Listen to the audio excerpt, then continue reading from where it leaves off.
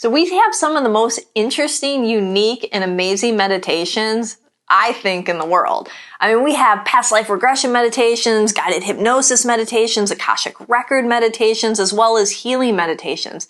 Our meditations are pretty cool. And they're not just about stillness of mind and peace and sit there, I mean, we have those too. Don't get me wrong, but these are about meditations that are going to shift and change, and you're going to walk out of there feeling lighter, freer, healed, and even getting guidance and insight. So come down, experience one of our meditations. They're pretty badass. Hi, this is Cristina Dam, and this is Liberate the podcast, where we educate, motivate, inspire, and liberate your consciousness.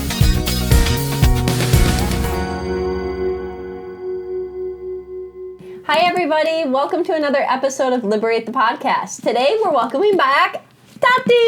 Hi. Hi, everybody. And we're going to talk more about plant medicine, and specifically about hapeh. So I know that it looks like it reads rape, but it... Oddly enough, yes.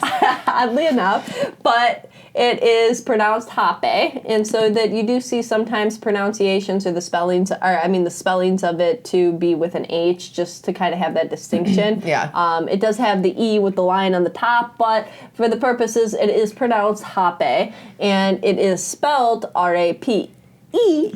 And so we're going to be talking about that, and we just started talking about mushrooms too, and so we're going to talk a little bit about mushrooms and their clinical effects on depression and how effective plant medicine is too, in all realms. So, so Tati, you want to talk to everybody a little bit about hapeh and what it is? Sure. Yeah. Hapeh is an amazing indigenous, I kind of want to show them, powdered tobacco. Hopefully you can see this. And it is made by a shaman. You should always get it from a shaman. And it's pulverized tobacco, and it has other herbs in it that are non-psychoactive. And it's a very cleansing and energizing experience to go through. They use hapeh in indigenous ceremonies before, during the ceremony. They also use it for hunting. It is a very powerful, energizing experience when you go through it. It also really clears your mind and helps you focus and meditate and kind of come back to a center, and you can do a lot of inner work when you do hapeh. And I actually do hapeh ceremonies, and I use hapeh sometimes on my own. It doesn't have to be in a ceremony. I'll do it on my own, but I also administer it, so I would be considered the figure that would be giving it to people. And I think it's important to always go into it with intentions, just like you would go into a meditation or anything like that, because it can have a powerful effect on you, and you do release a lot. It goes in your nose, through your nostrils, up and out, and you start coughing. You could be sneezing. You could throw up. You could have to use the bathroom. It honestly is whatever your body needs at that time. You will go through it, but it's a really different experience, and people don't necessarily understand it, so it's something you kind of have to see or go through to really get the idea. Yeah, and I want to add a little bit that it's a powerful manifester. So the sacred tobacco is a plant medicine, and like you're sharing, the ability to clear and purge, it is this reset, this regrounding, but utilized with a powerful intention is that its energy can help you manifest those intentions of what you are setting out for. So that's why a lot of times it's done in combinations with a ceremony to really help in the beginning of the ceremony to set and ground that intention. But also, I feel as an energy worker, that I look at it like a little like your energy field becomes like a little porcupine that spouts out its little pricks. It's like if you look at your aura as having these beautiful little health rays, sometimes they're not straight, and you can have a clogged aura. You can have it's filled with a lot of thought forms, debris, a lot of mental anguish, a lot of lethargic, maybe other people's energies and things. But after doing it, it almost pricks everything out, and it almost like makes your whole aura throw up. So it's like, And when you don't have that cloudedness of all of this other debris, you can be back into yourself, grounded. And then if you can do an intention, because I feel it opening up your channel to the divine, really powerful, and the surge of energy coming in. But it also, you know, like a lot of times I can channel on it too, you know, and communicate so strong with spirit. And with that, if you have that strong intention, and I've done it without intention where I didn't get much effect out of it, and then I've done it with intention, that I've had massive transformation happen. Absolutely. Yeah. You know? Yeah, and I feel like it's important when anybody's doing it for the first time to always go into it with a pure intention and just know how powerful it is, and that it is a very grounding thing, but it can uplift you. Like, it can take you out of your body. I've literally had to hold people down because of its energetic power and the feeling of itself, but honestly, what it does, like, to your brain and the clearing and where your mind goes and comes back to is really... Yeah. It hits like your pineal gland, so like when it goes up to your nose, and so like it really, you know, in your pineal gland, those that are watching like that, that's one of your gateway channels to open yourself up to those higher connections. To, you know, it's also known as the blue pearl in the center of your mind, and so it's the key to the higher levels of consciousness. You know, and so I think that it could probably also have some effect on decalcifying your pineal gland. That's what I was gonna. Yeah, absolutely. I mean, it's a big opener, and I think the more you do it, the more open you are. So it is also something you need to be careful with. Yeah. Because it kind of leaves you open too. And you're a little bit more sensitive and aware, and it's a nice experience. And vulnerable. So tell me a little bit about what you have going on here, because you have a couple different pipes and everything like that. If you could share with people what they are. Yes. And why you have the different ones. So I don't want to mix. I mix up the names. There's a tepe and a curating. Tepe. Yeah. Okay. So this is a personal one. It has a longer stem and it has a shorter stem, and then one goes in my mouth and then in my nose, so I can administer it myself. And this is a very simple, clean version. It's from South America. There are some very ornate crystal, like bones and skulls, one that she has I don't have, but they're all different, and they're all made with love and by indigenous people. So this is a personal one, and this is one that you would use on someone else called a tepe. And I take this part, and you would put this part in somebody's nose, and then I would put my mouth here and blow out, and it goes through the person's nose, clears their pineal gland, and then down through the brainstem, out their mouth or their nose, and you just release. And then this is the, I can't even speak. Hapeh. This is the hapeh, the tobacco. These are just some tools. This is just little cleansing rose water that I use. And then I do some sound, so just to break up the energy, clear the energy. And then a lot of the times, just because people are, the hapeh is different, and sometimes you need just like a clearing field. So I use essential oils to kind of clear the pathways and give you a fresh start. And then I also use indigenous music and sometimes other clearing tools, like shakers and things. Yeah, I like the shaker. Like, a lot of times people will snap to kind of clear your energy, but I think the shaker can work, you know. Yeah. And it's easier because sometimes your fingers, like, you know, like, I mean, I got the hypnotherapist snap, but you really do. You know, like, deep sleep, deeper. And, but a lot of people don't have that snap. No, you know? Nope. Gotta learn that snap. I don't have that snap. I have other tools. You got an egg. Yeah. You don't need the snap. Shake it. And this is a nace. Just one. Oh, yeah, I love those things. Aren't they great? And they just, like, radiate, like, the positive energy.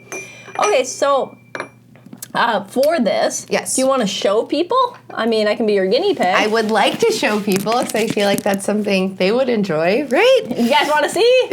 Oh, wait, you can't answer me. Thumbs up. I am just going to play a tiny bit of the music that I play. Okay, make sure that it's nothing copyrighted because we'll get plagued. Oh, really? Mild. YouTube has crazy algorithms. Okay, so I usually play indigenous music, although I don't think it's copyrighted. It might be, and you never know. So Anyways, we'll just use our simple tools that we have with us today. I feel like I'm going to get a little bit closer to you. Okay. If that's okay. Yeah. Why don't I do this? How about you stay there? Oh, okay. And I'm going to walk behind the screen. I got this little bench. And I'll come this way. Okay. That's the piglet right here for those that don't know my dogs. And Chewy is on his little thing. I might have to do this. Is that okay? Yeah, actually, I'll come down to your level because I think it's probably a better level. I was probably out of frame anyways. We did not practice this at home first, people. Okay. Okay. No, just All right. start taking some nice deep breaths. Calm breaths. And you're a professional hapeher, but how much would you like? I always like to show people before I start. So I do this, kind of get a little scoop, put it in my hand so I can show you how much is there. Okay. See that? So a little like dime size, a little bit. Dime size a little bit. Would you like less or more? Maybe a little less. Okay. I'll do like a half scoopy, like that. Yeah, and then the other can be for the other side or something. Okay. So this is how I start. Just maybe take 3 deep breaths. Just let it all out.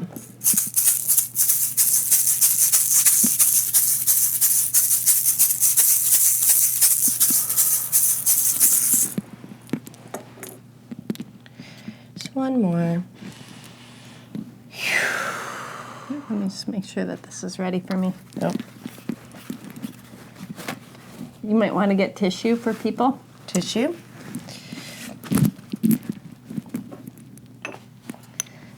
Little water cleanse, little love in the air. Maybe set your intention for yourself. Take a deep breath in, and let it out. Deep breath in, let it out. Deep breath in. And you're going to take one more deep breath in and let it all out. And then on your next breath, you're going to take a deep breath in. You're going to hold it at the top. And we're coming in.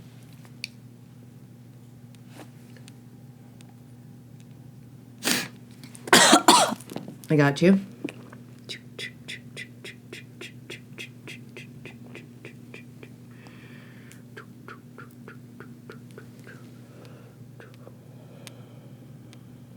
And breathe.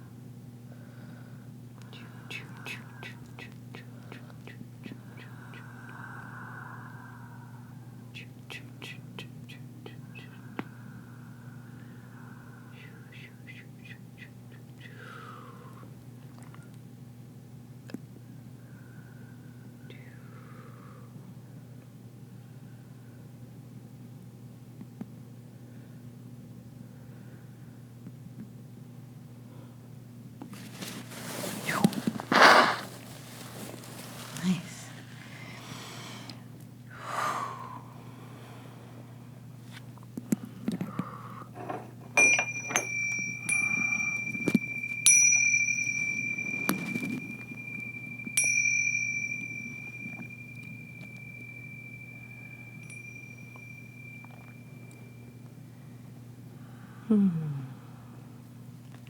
Your eyes look nice. A little watery. Woo. How you feeling? Good. Should we balance the other side? I think so. Ooh, I've never had it where you do the head. It's a powerful addition. I do the whole thing. Yeah. Yeah. That's why when people walk out, they're like, Ooh. yeah, just in case. And then after you do my other side, I think it would be helpful for people to see how you self-administer. Totally. I'm happy to do that. Yeah. It's definitely never as powerful when you do it yourself, but it can be a really nice experience. And if those that are seeing me kind of spin, when energy comes in to you, it kind of flows so fast. And sometimes people spin in meditation. And you'll notice the spin because the energy's coming in, you know. And so it's spinning and flowing through. I can't speak. Okay, right now. That works. I like that.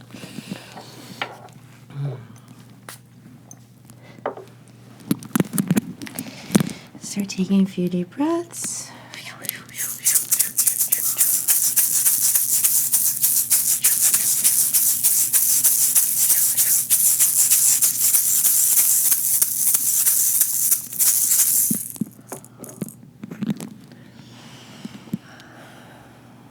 Deep breath in.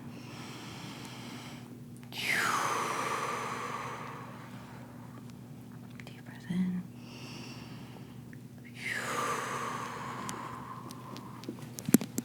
Deep breath in.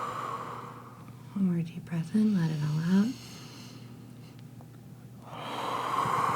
And the next one you're going to hold at the top.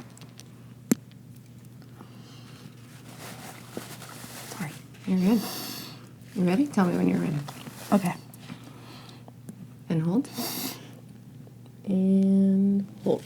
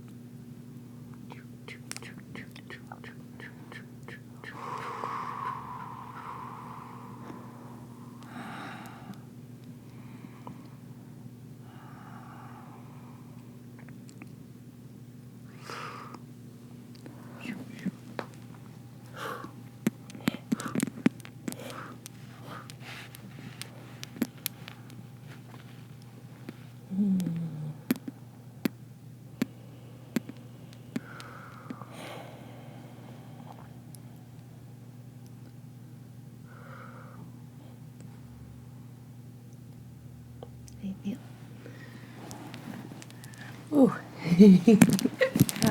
That was great. Nice. Ooh. Yeah. Ah. I love giving to the master. Thank you. Yeah. My pleasure. Ooh. Just a little.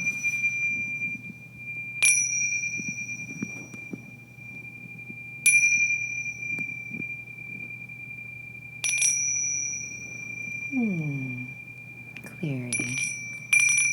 Thank you. Yeah. Thank you. Happy I got to do that. Appreciate you. Thank you. Yeah. I'm going to sit back over here on our chairs, and maybe you can show people from our seats. Scoot you over a little bit. Yeah. Mm-hmm. There we go. There we are. Hi, guys. We're back. We're back. Are we here? Woo. I went on a journey. Yes. It's interesting. Everybody has something different to say, but everybody usually has a good experience. And it's good to have tissue because you know, for me, I blow out after because I don't like to have it all go into my system sometimes. Totally, yeah. Everybody's different. Some people like to hold it in. Hold it. I'm a blowouter. Like, I let it in and then I get it. I just don't want gunk in my... Yeah. Yeah. You understand. So, here's a little... So I'm going to do about that much. Put in my little curating.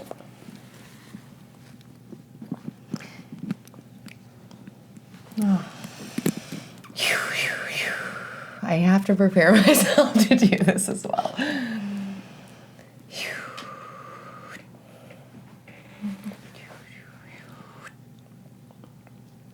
It's a little harder, but...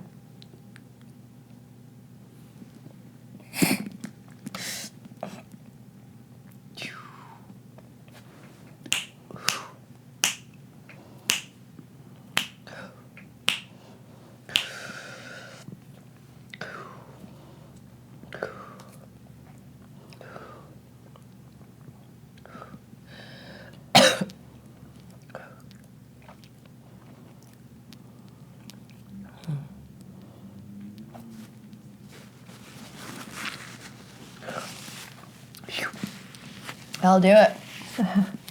That was nice. Not much is coming out here, but I had to spit a little. Everyone's different. That was nice. I usually do everybody else in my ceremony that I forget to do myself. I need to do myself. But I'll do it on my own, but I think in the ceremony would be that powerful.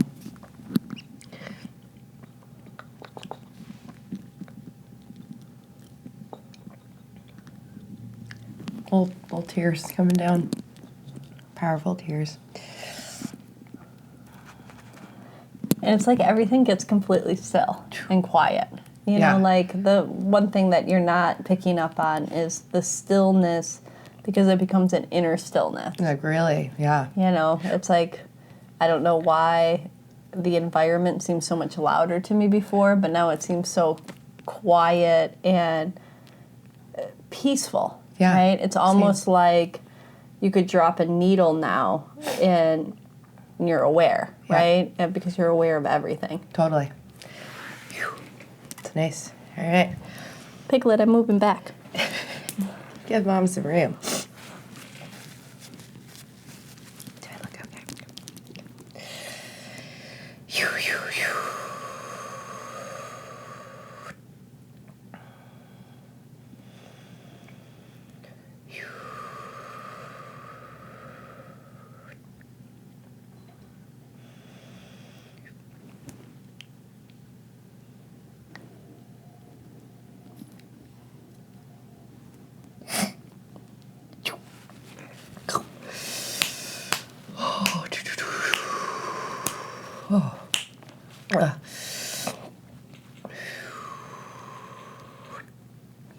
Oh, weird.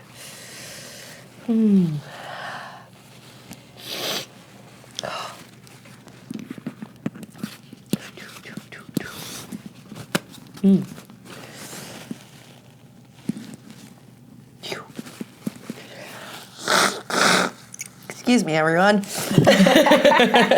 Gotta blow my nose. Oh, excuse me. And a lot of times you'll sit in a space of meditation for a little bit and see what kind of thoughts or energy or insight kind of come to you. Absolutely, yeah. For the purposes of here, we're rushing through that kind of part so that we can chat with you a little bit more. But it really, when I do it with people, I let them sit for like 45 minutes and just be, and I kind of do some sound bowls and things like that, and shakers, and just clearing energy as much as possible so they can be with their thoughts and really just let it set in. Beautiful. It's a really nice experience. And I did learn this from a shaman named Tatiana in Peru. I only go with shaman that are named my name. But I am grateful for her, and she taught me this, and I am happy that I can spread that love too. And it's really powerful, and I'm grateful to be able to share it with all of you. Yeah. So if you have any other further questions about hapeh, there's a lot of information on the internet about it. We do hapeh ceremonies here, hosted by Tati. We also do some cacao and hapeh ceremonies too, with Celeste, and but it is a beautiful medicine that we live in such a miraculous time right now. Let plants be thy medicine. Totally. And there's so much, since we are in that information age, and we're in this ability that a lot more people are having the opportunities to go abroad and learn from other traditions, other indigenous people, and bring those teachings to what before hadn't had the awareness or experiences of certain medicines, right? Absolutely. And the profound effects, right? So what are some of the benefits of doing hapeh? Besides the immediate, kind of, it centers you, it grounds you, it gets you into that space. But what do you see, as a result, the next day or even that night and stuff of some things that people can expect to, of course, everybody's journey is different, everybody's experience is different, but what are some of those benefits? Personally, and what I've also heard from other people too, that it is very grounding. So immediately you do feel connected, but as you're going through the rest of your night or day or whatever it may be, and even through the next day, you just kind of feel more connected to yourself, to things around you, to people around you, and you're just able, I feel like, to more calmly go through your day in a more peaceful way. And sometimes, there's meditation, all these things, but it's hard to get to that place. So for me, hapeh is a way to really bring me to myself and get there, because I have a lot of energy, and just like you said, like the calmness, this sense of peace, like that is something that I look for and that hapeh brings me, and I can take through my day and through even the week sometimes, that experience. Yeah. Yeah. So a centeredness, a groundedness, a clarity, if people have a lot of stress going on in their life, if you have a lot of anxiety, if there's, just even having trouble making certain decisions and not knowing how to go forward because you're filled with a lot of unknown variables, I find that it brings me to a state of trust and connects me to spirit. Yeah, absolutely. So it's like, okay, this too shall pass, or, when I sit with the meditations, I get, higher levels of awareness and consciousness and messages given to me. Yeah, I feel like sometimes I'm able to kind of take myself to another level that maybe I wasn't able to get to, like in a different, like just being in a different space that it connects me to, that I'm able to kind of surpass maybe something I shouldn't have been a part of and reach a higher level of myself. Yeah. A lot of people use the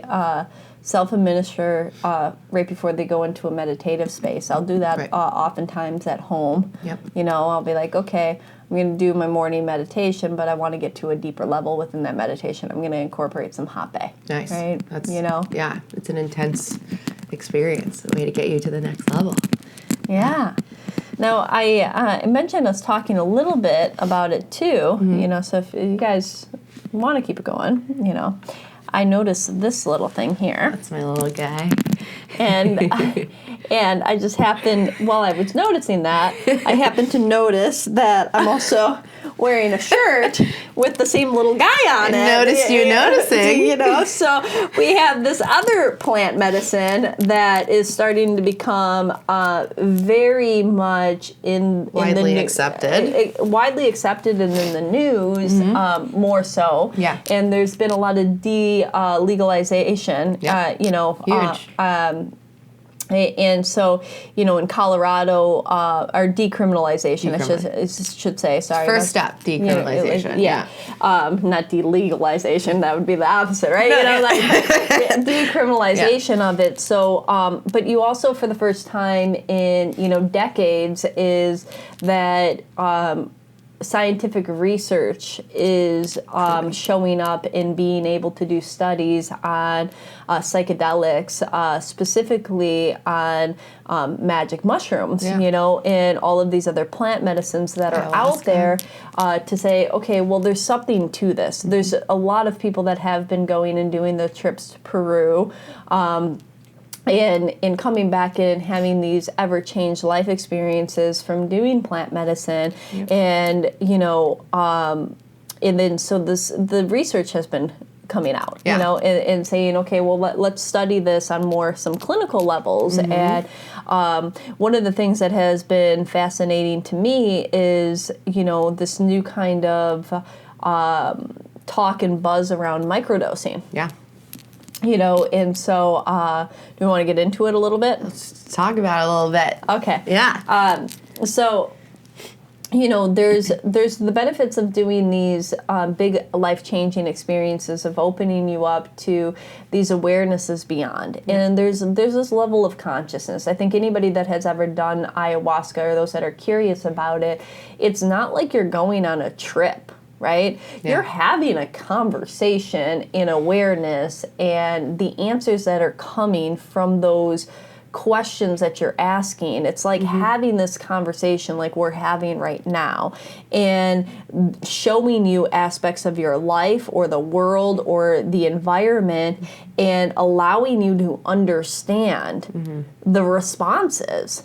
Not just in a verbal way where you hear this voice that is outside of yours, showing you divine intelligence that's beyond your physical mind. Right. And so people are like, whoa, they're shifting their realities, and they're coming back and they're saying, wow, I'm forever changed. And now this can happen from, going on a deep trip and taking, more of that recreational use of mushrooms, or going and experiencing and drinking ayahuasca or geranium, which is the godmother of ayahuasca. There's two different forms of ayahuasca that are out there, your traditional, and then the one that's made with the geranium, which is kind of even said to have a higher level of more grandmother type of wisdom, right? And then but mushrooms, and these mushrooms that grow, out of poop. I mean, can't be more natural than that. I don't know. Mother's medicine. But there's this, in people like in the higher dose, what they were finding with doing some clinical studies of, let's look at the mushrooms, is they were finding, and you can look around, there's a lot of TED Talks on it. I love TED, and so it's like, high-level scientists and researchers and experts where, you can take our words for it, and, and we don't have the doctors and the PhDs behind our name, but you can even look into them and find this information that in many of these clinical studies, they, administer a recreational size dose, which is normally like an eighth, and people, they were doing it to specifically with anxiety and depression to treat people that had prolonged clinical depression. Sometimes people that suffered major depressive episodes for even as much as 17 years and stuff.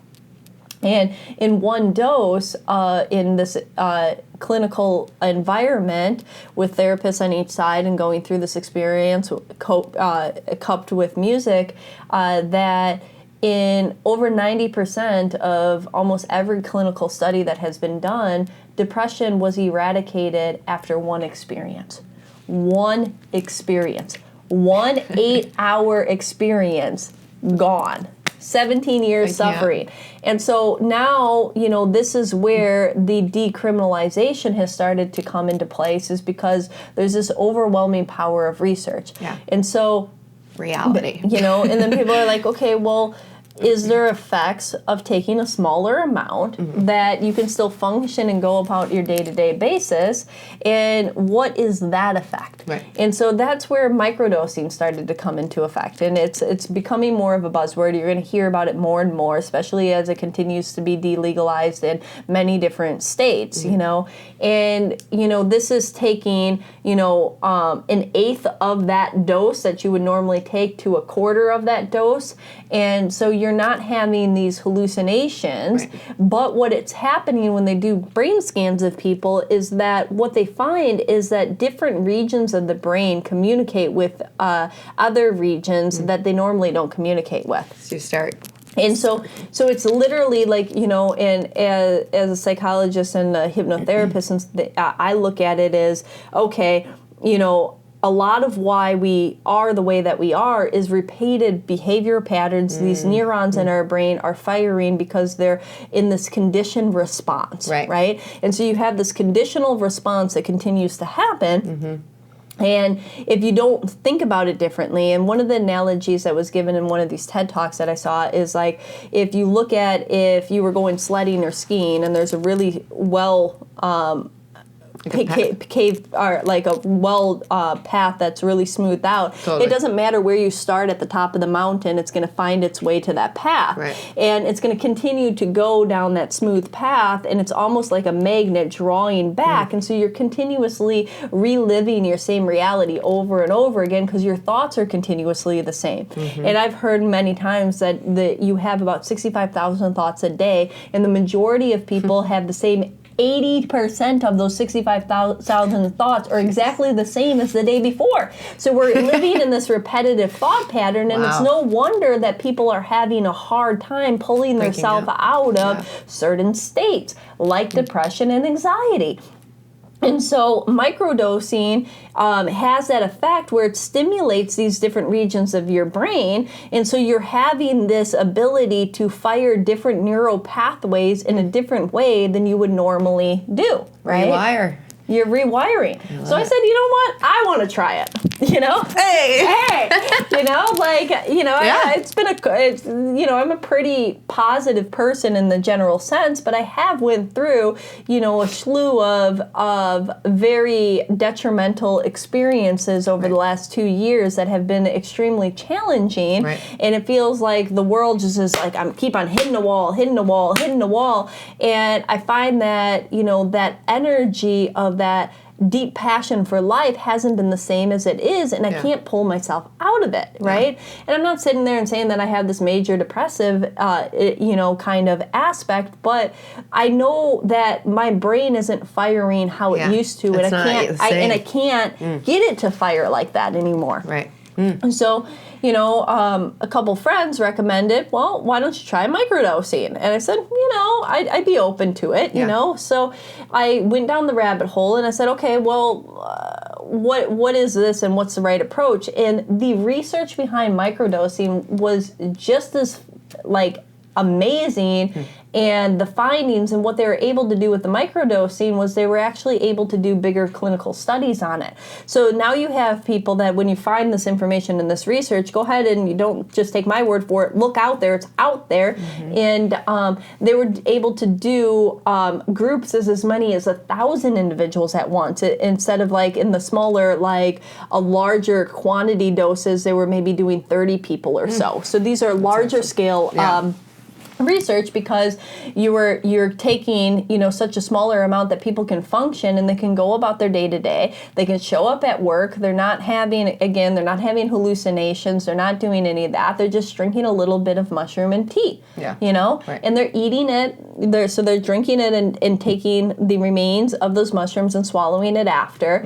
And you know, and you do it in a process, whatever works for you. But the most research says it's like 1 day on, 2 days off, 1 day on, 2 days off, and you do it for 30 days.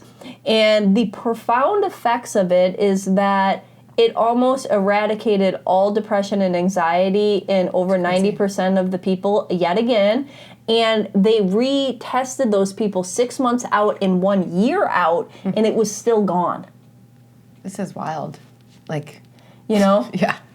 This is like years of psychotherapy, years of, And the toxicity level from all of the pharmaceuticals are insane. Gone. Wow. You're not having to take pills, and you're not suppressing. And the one problem that I have, and I don't knock if people need antidepressants to get them out of a thing. I'm not saying, just throw away your pills or anything. But the one thing that anybody will tell you about antidepressants is how it works is that it shrinks your emotional spectrum on both sides, okay?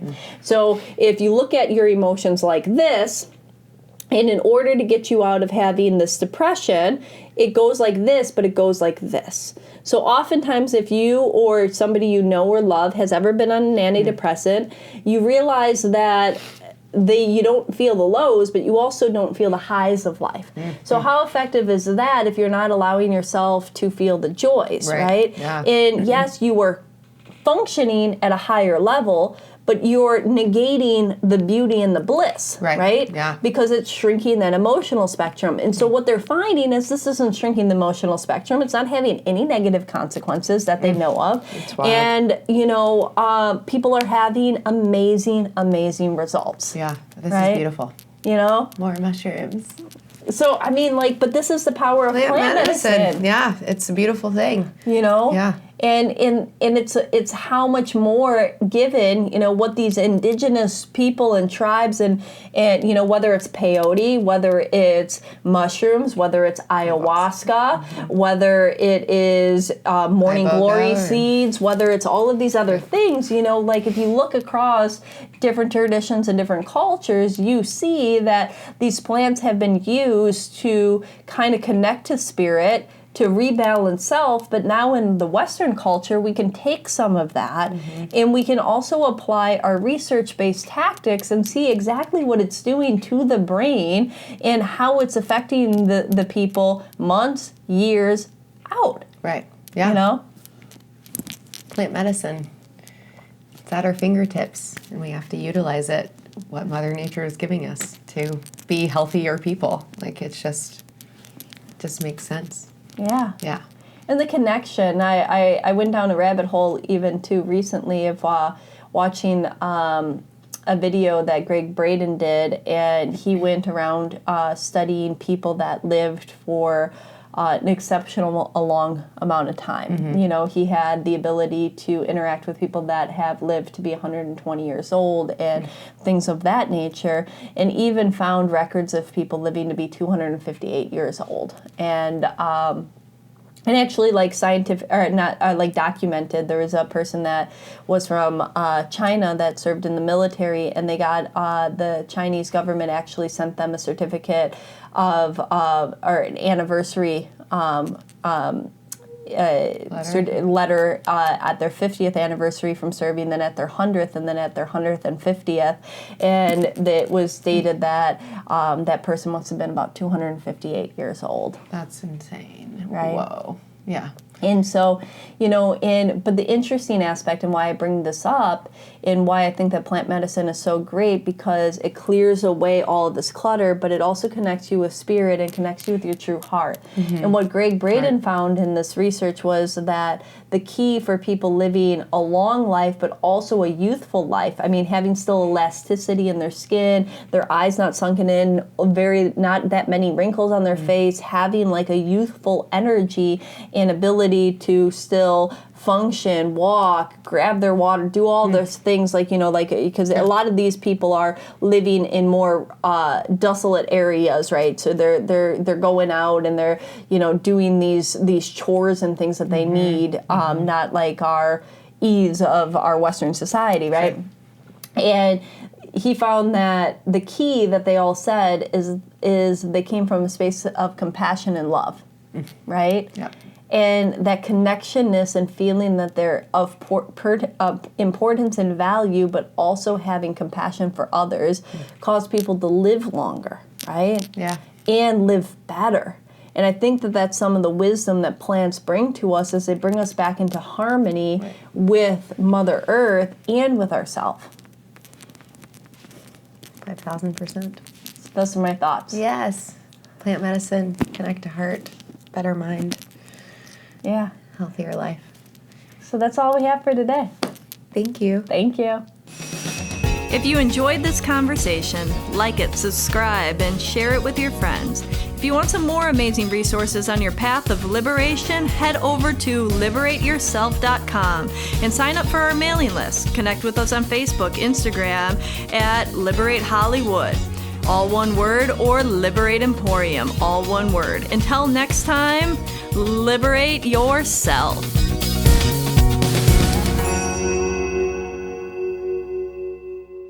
So we have some of the most interesting, unique, and amazing meditations, I think, in the world. I mean, we have past life regression meditations, guided hypnosis meditations, Akashic record meditations, as well as healing meditations. Our meditations are pretty cool. And they're not just about stillness of mind and peace and sit there, I mean, we have those too. Don't get me wrong, but these are about meditations that are going to shift and change, and you're going to walk out of there feeling lighter, freer, healed, and even getting guidance and insight. So come down, experience one of our meditations. They're pretty badass.